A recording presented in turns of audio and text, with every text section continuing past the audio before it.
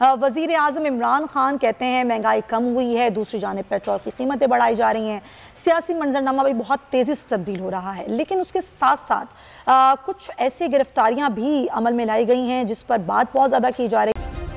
Subscribe करें और bell दबाएं ताकि कोई खबर रह न जाए।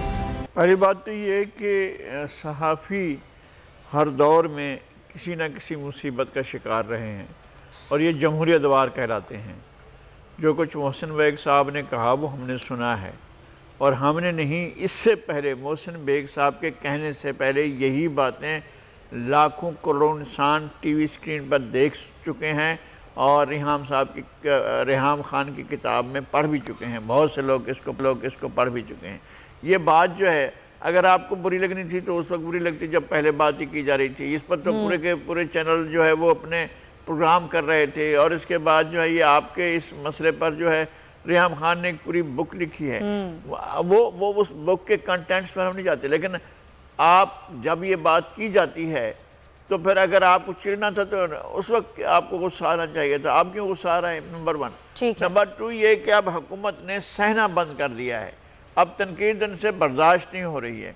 अब इनके पास तनकीद का कोई जवाब नहीं होता है और इसका स्ट्रेट ये हमला कर देते हैं। अच्छा, फिर ये हमला किया है जिस तरह से FIR ने बेरहमाना ज़ालिमाना ये इक़दाम किया है और जाकर उनके घर पर धावा बोला है। ये आप थ्रेट कर रहे हैं पूरी कम्युनिटी को और पूरी जर्नलिज्म को और पूरी। अच्छा, ये इसके लिए नहीं है। एक हम ऐसे ही एक सतून कहा जाता है कि सहाफ़ी भी एक सतून है और जर्नलिज्म भी एक सतून है। अगर हम सतून हैं तो फिर बाकी सतूनों को भी खतरा है इनसे, इस हुक्मरान टोले से, और ख़ास तौर पर जिसको अभी शाबाशी इतनी बड़ी मिली हुई है कि जनाब जिसकी कारकर्दगी कोई नहीं जानता, वो नंबर 1 वज़ीर हैं और उसके बाद ये जाकर अपना पर्चे कटवाते हैं और FIA को लेकर चढ़ दौड़ते हैं एक सहाफ़ी पर। ये बहुत ही अफसोसनाक है और सहाफ़ी की तरफ से जो कुछ किया गया ये इंक्वायरी होनी चाहिए और पता चलना चाहिए कि वाकई ऐसा हुआ है और क्या वाकई फायर हुआ है। इस बात की इंक्वायरी होनी चाहिए। आप बिल्कुल सही कह रहे हैं कि पता चलना चाहिए। कोर्ट ने टाइम फ्रेम मांगा है जो जब इन्होंने गिरफ्तारी शो की, जो हकीकत हाल है वो सब चीज़ सामने आ जाएगी। और ये FIA के ढगोसले पहले भी बड़े चलते रहे हैं और इनके जो सरबराह हैं या उनके जो सरबराह रहे हैं माजी में, उन्होंने भी बड़े बड़े कारनामे अंजाम दिए हैं। ये एक और कारनामा है। बिल्कुल आप सही कह रहे हैं, हकाइक सामने आने चाहिए और हकाइक को सामने लाने में ज़ाहिर हुकूमत का बड़ा अहम किरदार है कि हुकूमत भी सामने लेकर अदालत भी मांग रही है। पॉइंट टेकन लगारी साहब। अच्छा नाज़रीन, जिस तरह से मैंने अपने इंट्रो में कहा कि हमारे वज़ीर आज़म साहब ये कहते हैं कि वर्ल्ड बैंक की रिपोर्ट है वो ये कह रही है कि जी मुल्क में यानी कि पाकिस्तान में महंगाई कम हुई है। वो अपने हाथ के इशारे से कहते हैं कि इतनी कम हुई है। अब कितनी कम हुई है ये तो हमें नहीं पता, लेकिन जो महंगाई बढ़ी है वो इतनी बढ़ी है कि मैं अपने हाथों को फैला के भी नहीं बता सकती कि इस मुल्क में इन 3.5-4 साल में महंगाई कितनी बढ़ी है।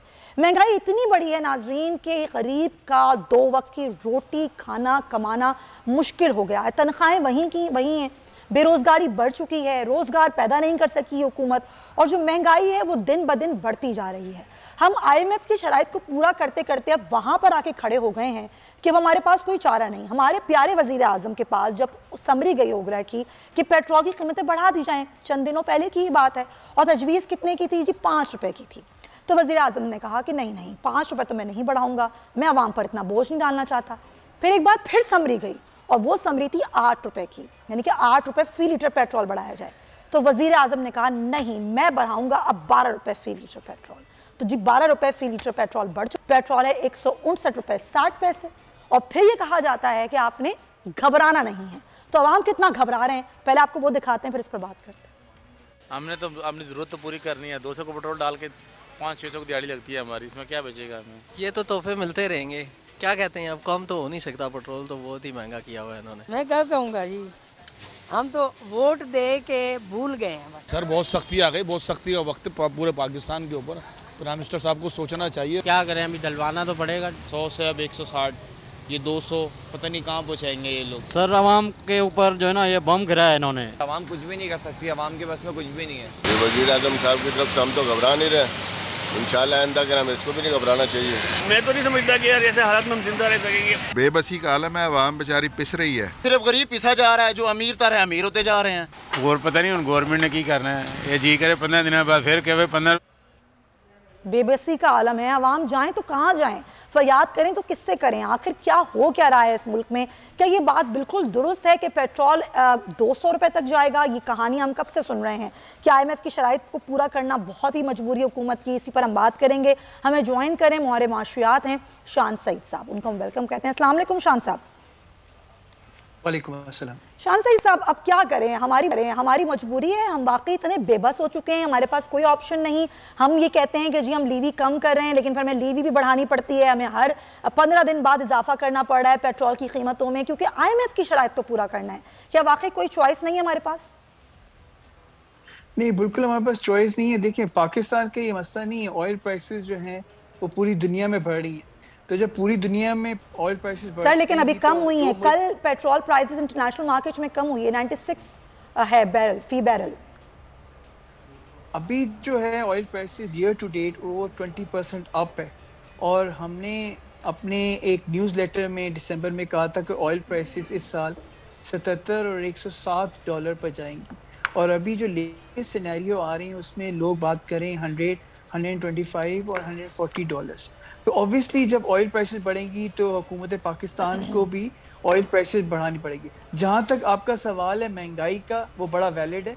महंगाई है पाकिस्तान में, और पाकिस्तान इस वक्त स्टैगफ्लेशन में है। स्टैगफ्लेशन का मतलब क्या है? जब आपके पास अफराते ज़र महंगाई ज़्यादा होती है, आपकी ग्रोथ कम होती है और अनएम्प्लॉयमेंट बढ़ती है। तो ये 52 साल बाद 1970 का जो एरा है वो दोबारा रिपीट हो रहा है पूरी दुनिया में।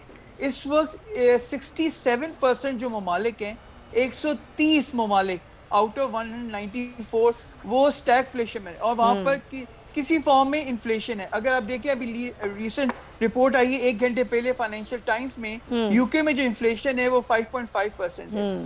तो कहना पाकिस्तान में इन्फ्लेशन है, उसका 2 हिस्से हैं। एक तो 60% ग्लोबल इन्फ्लेशन का इम्पैक्ट है जो इकोनॉमी में पाकिस्तान में आ रहा है, 40% आपका इम्पैक्ट है जो आपकी मॉनेटरी पॉलिसी फेल हो चुकी हुई है। हर मुल्क के पास फिस्कल पॉलिसी और मॉनेटरी पॉलिसी है, लेकिन अगर आप देखें 2 साल पहले 28 जनवरी 2020 को जब हमने अपना डिस्काउंट रेट 13.25% तक कर दिया था, वो एक फेल्ड मॉनेटरी पॉलिसी थी। तो उसका जो इम्पैक्ट है वो ऑब्वियसली 12 से 15 महीने में आता है। और 2019 और 2020 में जब सारे दुनिया के सेंट्रल बैंक्स अपने इंटरेस्ट रेट कम कर रहे थे, स्टेट बैंक ऑफ पाकिस्तान अपना इंटरेस्ट रेट बढ़ा रहा था। तो वो एक पॉलिसी एरर जो है वो लोगों को भुगतना पड़ेगा। और पाकिस्तान में, मैं 11 फरवरी को आज टीवी में था, मैंने कह दिया था अगले 2 साल तक में इन्फ्लेशन रहेगा। चले मैं आपसे ये भी पूछूंगी कि आगे अगले साल की क्या सूरत हाल है, क्योंकि हुकूमत तो ये दावे भी कर रही है 1-2 माह में महंगाई कम हो जाएगी, सूरत हाल बेहतर हो जाएगी। 5 साल बाद आप देखिएगा, अभी ये 5 साल तो पूरे होने ही वाले, कितना टाइम रह गया है, इस पर भी हम बात करेंगे। लेकिन ज़रा हम ये जानने की कोशिश करते हैं नाजरीन कि क्या मैकेनिज्म होता है ये, जब आर्मी मंडी में तेल की कीमतें बढ़ती हैं, चाहे वो 96 हो या फिर वो $100 से भी ऊपर चली जाए, तो फिर उसका असर दीगर मार्केटों पे किस तरह पड़ता है, उसका निकलता कैसे है, जो रेशो निकलता है वो कैसे निकलता है, टेक्निकल टर्म्स जानते हैं। डॉक्टर नासिर अब्बास ज़ैती साहब हमें ज्वाइन करें, सेक्रेटरी जनरल हैं OCAC। बहुत शुक्रिया डॉक्टर नासिर साहब। क्या मैकेनिज्म होता है जब इंटरनेशनल मार्केट में प्राइसेस बढ़ती हैं, क्योंकि हमने एक वक्त तो ऐसा भी देखा था कि इंटरनेशनल मार्केट में मनफी पर चली गई थी पेट्रोल की प्राइसेस, हमारे पास तब भी प्राइस ज़्यादा ही थी। तो क्या मैकेनिज्म क्या है, हम किस तरह से लेते हैं इंटरनेशनल मार्केट को पाकिस्तान में? देखिए, ये आज से नहीं है, 2000 से जो है हमारी जो पॉलिसीज हैं, जो हमारा प्राइसिंग फार्मूला है वो इंटरनेशनल मार्केट प्राइसेस के ऊपर, बेस के ऊपर चल रहा है। अब अनफॉर्चुनेटली हम उस मुल्क में रह रहे हैं जहाँ 70% जरूरियात पेट्रोल की जो हम इम्पोर्ट करके पूरी करते हैं, 40% डीजल की जो रिक्वायरमेंट है हम इम्पोर्ट करके पूरी करते हैं। पिछले 70 साल के अंदर हमने अपनी रिफाइनिंग कैपेसिटी को बिल्डअप नहीं किया, जो मतलब हमारी अगर 22 मिलियन की मार्केट है तो नहीं है, टोटल 50% हमें करना पड़ता है। अब जब आप डिपेंड कर रहे हो इंटरनेशनल मार्केट के ऊपर, अब ये तो मुमकिन नहीं है ना कि 100 रुपए की चीज खरीद के 50 रुपए की इसको बेची जाए। कोई भी हुकूमत हो, किसी भी पार्टी को, मेरा किसी की पार्टी से ताल्लुक नहीं है, लेकिन हुकूमत चलाने के लिए जाहिर है कि पैसों की जरूरत होती है। तो ये तो नहीं हो सकता कि आप 100 रुपए की चीज खरीद के 50 के ऊपर बेचें। और ये तो हमें नजर आ रहा था पिछली दफा भी, जब हुकूमत ने 1 फरवरी को कीमत नहीं बढ़ाई थी तो हम हैरान हुए थे कि जी ये किस तरीके से होगा। और ये तो चीज होनी थी जो कि हुई है, और ये एक नेचुरल कॉज एंड इफेक्ट है। देखें, इसके लिए हम इल्जाम तेल की कीमतें सप्लाई और डिमांड से ज्यादा जियोपॉलिटिकल इवेंट से इस वक्त ज्यादा मुतासिर हो रही हैं। और इसके अंदर हमारे जो ओपेक के ममालिक हैं, वो ओपेक प्लस, जिसमें रशिया और दूसरे ममालिक हैं, मैक्सिको, 24 मुल्क जो हैं, इस वक्त उनको दुनिया की मदद करने की बजाय हर आदमी अपने नोट बनकर में लगा हुआ है। वो अगर चाहें तो मार्केट के अंदर एक्स्ट्रा सप्लाई देके कीमतों को थोड़ा नीचे ला सकते हैं, लेकिन यहाँ पे हर आदमी अपने मफाद को देख रहा है। ग्लोबली एक ये फैक्ट ऐसा आ गया है कि जो किसी की भी हद से बाहर है। अब यहाँ तो मैं पहले भी किसी चैनल पे ये बात कह चुका हूँ कि world is a global village, ये हम पहले सुनते थे, लेकिन अब हम देख रहे हैं कि एक इवेंट कहीं होता है। अब यूक्रेन का पाकिस्तान का क्या ताल्लुक है, सही बात है। यूक्रेन का सऊदी अरब से क्या ताल्लुक है, सही बात है। एक इवेंट अगर रशिया और यूक्रेन में टेंशन हो रही है, वो इंटरनेशनल मार्केट में कीमतों को पुश कर रही है। इसमें जो मफाद परस्त लोग होते हैं, रसीकर होते हैं, वो प्राइसेस को जैक कर देते हैं जियोपॉलिटिकल सिचुएशन के ऊपर, जबकि उसका सप्लाई एंड डिमांड से कोई ताल्लुक नहीं होता। अब हमारी बदकिस्मती ये कि 70% हमारी जरूरियात जो है हम इम्पोर्ट करके पूरी करते हैं। तो या आप सिर्फ एक छोटी सी बात आपको बता दूं, पिछला साल जो गुजरा है, साल से मेरी मुराद ये जुलाई 20 से लेके और जून 21 तक जो मुल्क में पेट्रोल और डीजल इंपोर्ट हुआ, उसकी टोटल डॉलर टर्म में वैल्यू $4.81 बिलियन। जुलाई से लेके और दिसंबर तक 6 महीने में हमने $5 बिलियन का पेट्रोल और डीजल इंपोर्ट किया। तो मुझे बताएं कि बैलेंस ऑफ पेमेंट पे क्या इम्पैक्ट है? पूरे 6 महीने भी बाकी हैं अगले। सही बात है। सितंबर से जो प्राइसेस बढ़नी शुरू हुई हैं, किसी के काबू में नहीं आ रही है, और जो कोशिश की जा रही है ओपेक को दूसरों को कन्विंस करने की, उनके ऊपर कोई असर नहीं। सर ये मैं जरा आपसे पूछूंगी भी कि अब अगले चंद माह कैसे होंगे? पेट्रोल प्राइसेस जो बात की जा रही है कि आज अगर 160 पे, तकरीबन 160 पे, तो क्या वाकई 200 तक तो आराम से चली जाएगी? फिर उससे आगे क्या सिचुएशन होगी? आप मेरे साथ ही रहिएगा। लगारी साहब, वाकई हम बेबस होते हैं, हमारी पॉलिसीज़ ऐसी होती हैं, कई सालों तक हमारी जो हुकूमतें रहीं, चाहे वो किसी के भी अदवार रहे, हमने कोई अपनी पॉलिसीज़ नहीं बनाई, कि हमने कभी कोई काम ही नहीं किया, कि हमारी पूरी मईशत इम्पोर्ट पे खड़ी है और हम बेबस हैं। इसलिए कि हमारे मईशत के जो वो हैं बुकरात हैं, वो ये चाहते हैं कि ये कर्ज़ असासी मईशत जो है, जिसकी बुनियाद के अंदर कर्ज़ रखा है, वो इसी तरह, और ये कर्ज़ की मैं पीते हैं और ये जानते हैं कि ये फाका मस्ती जो है इनको ज़रूर रंग दिखाएगी। अच्छा, ये जो है प्राइस चंद महीने पहले, 2-3 महीने पहले तो $71 पर थी, तो हमारे पास क्या कीमतें थीं।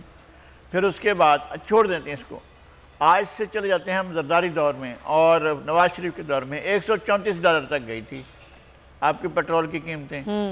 तो कभी 100 का हिस्सा तो क्रॉस नहीं किया था। सर ये 7 साल बाद ऐसी हमने शरह देखी है। जी, ये हुआ है, और अभी भी 100 तक नहीं पहुँचे हैं, अभी 100 से पीछे हैं, और इन्होंने मुल्क के लोगों की खाल उतार ली है। बात यह है कि ये क्या किया है इन्होंने, जब ये कहकर एक एडवाइज़र को निकाला कि इसकी वजह से पेट्रोल क्राइसिस हुआ और पेट्रोल में जो लूट मार हुई है, रातों रात जो है एक बहुत बड़ा डाका पड़ा है, और 30 अरब रुपए जो हैं वो लोगों की जेब से निकाल दिए गए थे जब कीमतों का इतना बड़ा फ्लक्चुएशन आया था। तो बात यह है कि आप इल्ज़ाम लगाकर लोगों को निकालते हैं, फिर उनको सफ़ेद करके क्लीन करके वापस मार्केट में भेज देते हैं, जाओ धंधा करो। यही आटे और यही चीनी में हुआ, यही पेट्रोल में हुआ। बात रही है यूक्रेन की तरफ जाया जा रहा है, रूस और जर्मनी एक पेज पर जा रहे हैं, अमेरिका में सफ़े मातम बिछी हुई है। कोल्ड वार के बाद ये जिन चीज़ों पर first world war, second world war और कोल्ड वार हुई है, वो तो यही था ना कि सोवियत यूनियन को तमाम चीज़ों से बाहर रखा जाए। वो जर्मनी के साथ हाथ मिला लिया है उसने। और आप नेपोलियन का दौर याद करें कि जब नेपोलियन के दौर में प्रोशिया एक हो गया था, जर्मनी और ये जो स्कैंडिनेवियन कंट्रीज थी कुछ, और रूस था, ये सब एक मुल्क बन गए थे। तो उसके बाद तो फिर नेपोलियन ही वापस आया था, जिसने आकर सारी सूरत हाल से निजात दिलाई थी, वरना तो ये पूरा यूरोप बैठ चुका था और प्रोशियन सबको खाने जा रहा था। अब भी सूरत हाल ये पैदा हो चुकी है कि जर्मनी और रूस हाथ मिलाया हुआ है, और कोरोन जो है, यूक्रेन जो है, वो इनके दरमियान में एक सैंडविच बना हुआ है, और अमेरिका इस पर नज़र रखे हुआ, और अमेरिका बिल्कुल नहीं चाहता है कि रूस से यूक्रेन के ज़रिए जो है ये एनर्जी जो है वो शिफ्ट हो जर्मनी की तरफ। ठीक है। अब इतने बड़े हंगामे की सूरत हाल में तो हमारे पास तो सवाए मुसीबत के और कुछ नहीं आनी है। कीमतों का यही सूरत हाल, इससे बढ़ती चली जाएगी, खतरनाक होती जाएगी। ठीक है, वो कितनी खतरनाक होगी, ज़रा शान साहब से बात करते हैं। शान साहब, अब हमारे पास सिर्फ ये तो नहीं ना कि जी पेट्रोल हम क्योंकि हम ज़ाहिर इम्पोर्ट करते हैं, हमारे पास कोई और सिचुएशन नहीं है, आर्मी मंडी में तेल की कीमतें बढ़ रही हैं, लेकिन हमारे रुपए की कदर भी तो गिर रही है, हमारा स्टॉक एक्सचेंज का रेट है वो भी तो गिर रहा है ना। तो ये भी तो माहिरीन कह रहे हैं ना कि कमज़ोर एक्सचेंज रेट की भी कुछ ना कुछ इफेक्ट पड़ता है जब हम इंपोर्ट कर रहे होते हैं तेल। फिर टैक्सेस भी इतने सारे लग रहे होते हैं और वो टैक्सेस भी ज़रूरी होते हैं, तो फिर जाके हमारी कीमत कुछ जो है वो बनती है और आवाम को महंगी पड़ती है तेल की कीमत। जी आप बिल्कुल सही कह रही हैं। पिछली दफ़ा हमारे पास दो जो चीज़ें थी फैक्टर, वो हमारे लिए अगेंस्ट गए जो कंज्यूमर्स के लिए। एक तो आपकी करेंसी डिप्रिशिएट हुई, अप्रैल मई तक आपकी इकोनॉमी मैक्रो इकोनॉमिक स्टेबिलिटी की तरफ जा रही थी, जब रुपया जो था डॉलर अगेंस्ट 152 था। लेकिन सडनली जून जुलाई में आपने देखा होगा रुपये में जो स्ट्रक्चरल स्टेबिलिटी थी वो बहुत ज़्यादा कमज़ोर हो गई। तो जब आपकी करेंसी ऑब्वियसली डेप्रिशिएट करेगी, आपकी जो एक्सपोर्ट्स हैं वो इंपोर्ट बेस्ड हैं, तो ऑब्वियसली आपकी एक्सपोर्ट्स जो हैं वो एक्सपेंसिव हो जाती है, आप इंटरनेशनल मार्केट में कम्पीट नहीं कर सकते। तो ऑयल प्राइसेस का ऊपर जाना और डेप्रिसिएशन ऑफ पाकिस्तान रुपीस जो था वो कंज्यूमर्स के लिए वो बैडली उनको हिट किया, जिसकी वजह से ये महंगाई का जो तूफान है ये काबू नहीं हो सकता। ये नहीं हो सकता। डिस्काउंट अगर हम अपना डिस्काउंट रेट इस वक्त 15% भी कर दें जी, तो आपके पाकिस्तान में महंगाई अगले 12 से 18 महीने में नहीं खत्म होगी। एक तो ग्लोबली ऑयल प्राइसेस बढ़ेंगी और दूसरा जो आपकी मॉनेटरी पॉलिसी इनइफेक्टिव हो गई है उसका इम्पैक्ट नहीं होगा। यानी कि आप ये कह रहे हैं कि हम 12 से 18 महीने यानी कि तकरीबन 1.5 साल कुछ नहीं होता, ये ऐसे ही रहेगा, बल्कि हो सकता है वर्स्ट हो जाए कंडीशन। Point taken. अच्छा मैं चाहूंगी ज़की साहब आप भी जरा इस पर कमेंट कीजिए। सर अभी अगले चंद माह, चले हम 6 महीने की बात कर लेते हैं, अगले 6 माह में क्या सूरत हाल रहेगी अगर हम इंटरनेशनल मार्केट में ऑयल प्राइसेस की बात करें तो?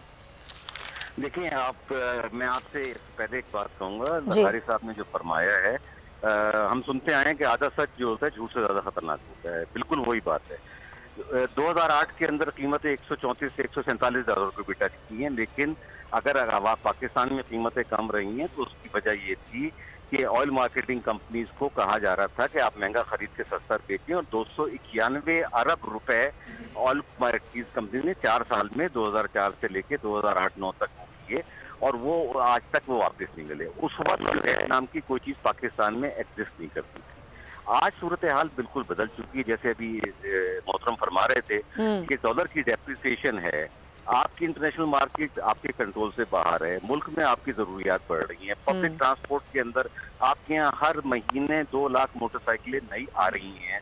वो जाहिर है पेट्रोल पे चलती हैं, पानी पे तो नहीं चलती ना। जब वो कंजम्पशन की एक है तो दरामद हो रही है। आप अपने पब्लिक ट्रांसपोर्ट सिस्टम को अगर आपने आज सही किया होता तो आपके मुल्क में 40 करोड़ मोटरसाइकिलें और रक्षा ना चल रहे होते। ये सारे फंडामेंटल्स हैं, जब तक हम उनको एड्रेस, ये बड़ा अनफेयर होगा कि हम किसी एक हुकूमत को उठा लें और उसको बुरा भला कहना शुरू कर दें कि महंगाई का तूफान आ गया। कुछ चीजें कभी कभी हुकूमतों के कंट्रोल से भी बाहर होती सही। अब जैसे कि वो फरमा रहे थे कि यूक्रेन का जो स्कैंडल है उसका पाकिस्तान की कीमतों पर कोई इम्पैक्ट नहीं होना चाहिए, लेकिन इंटरनेशनली जब कीमतें बढ़ रही हैं तो आप उसी कीमत पे करोगे ना जिस पे आपको तेल मिलेगा। दुनिया में कोई भी जो कोई फ्री लंच नहीं होता ना। ठीक है, तो ये तो एक रियलिटी है।